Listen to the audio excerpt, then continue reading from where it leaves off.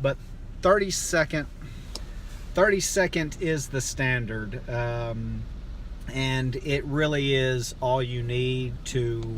30-second really is the standard, and it is really all you need to talk about your product. I'm having some technical difficulty with it. Is a new year, and preparing for new business is a must. I look at this as a great opportunity to reboot your media.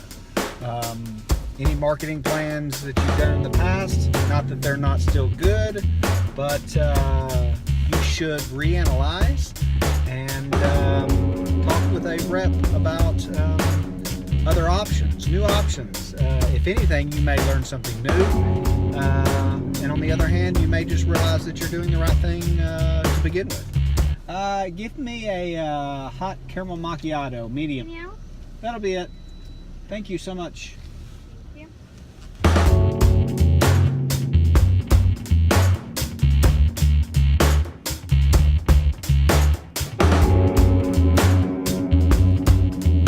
Today I wanted to discuss some questions that I got from a new advertiser. These are common questions, and a couple are some that everybody should have. Anyway, so first question: how much does a commercial cost, and how long does it need to be? 30 seconds is the standard length for a commercial. The cost of production with our business, $200 per spot. That changes based on the need for drone footage. We do drone footage. There is an extra charge, an upcharge for that. If you are shooting a long form video, there is a bigger charge for that. The money that you spend on your commercial or your advertising should be spent trying to reach people. The message is important, don't get me wrong. The commercial needs to be good and your message needs to be right, but the money you should be investing in is the eyeballs and ears that you're reaching. That's the primary focus of any advertising plan, and should be. Therefore, that's why in our business we tend to focus more on the actual advertising schedule, and that be where the money should go. Question number 2. How many times will it air? Is all dependent on, number 1, your budget, and number 2, what programs you buy. If you buy a higher demand program or a program that has bigger viewership, then it costs more. You have to remember that advertising is priced effectiveness, and effectiveness is determined on the number of people you're reaching with that program. So you have to remember that it's not about just buying the number of spots. It's about how many people you're reaching with that certain spot that you're buying. So normally what I do in those situations is I build out a schedule, a sample schedule with an artificial budget in mind, and then send that to them, as well as some other options. Like I can give you several different pricing options and show you a different picture of what type of programming and how many people you can reach. We, as a television station, have information about the size of audiences that are watching certain programs. We pay Nielsen Ratings Company a lot of money to give us that information, and that helps us determine, and it helps you determine a picture of what your advertising will be doing for you.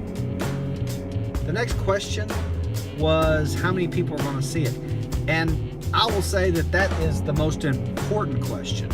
You should ask with every advertising that you buy, every media, how many people can I estimate will see this ad?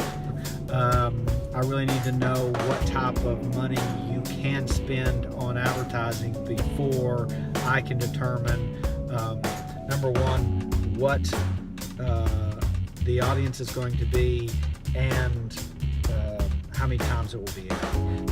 I base the effectiveness of my advertising on the number of people that are going to see it, and then calculate that based off efficiency. I can determine efficiency based on the price of those people that are looking at it. I mean, to be honest with you, that's how media stations, radio, television, print, we price or should be pricing our advertising based off of the number of people that are actually looking at that ad, at that time, at that program. It's either that or the demand on the program that determines the price. I mean, our primetime audiences are big, but we have less inventory to sell, so therefore the price of that inventory is a little bit higher. But I get complaints all the time about giving a business owner a schedule and them telling me, well, I got more spots at this place. Well, yeah, you may get more spots because those spots are cheaper because there's nobody watching those programs. I can sell you a ton of overnight programming really cheap, but I've got a small amount of viewers for that program. So therefore, that's why I can sell you tons of programming there. Those are questions that will help determine efficiency of what you're buying and ultimately, hopefully build a better media program or media image from that.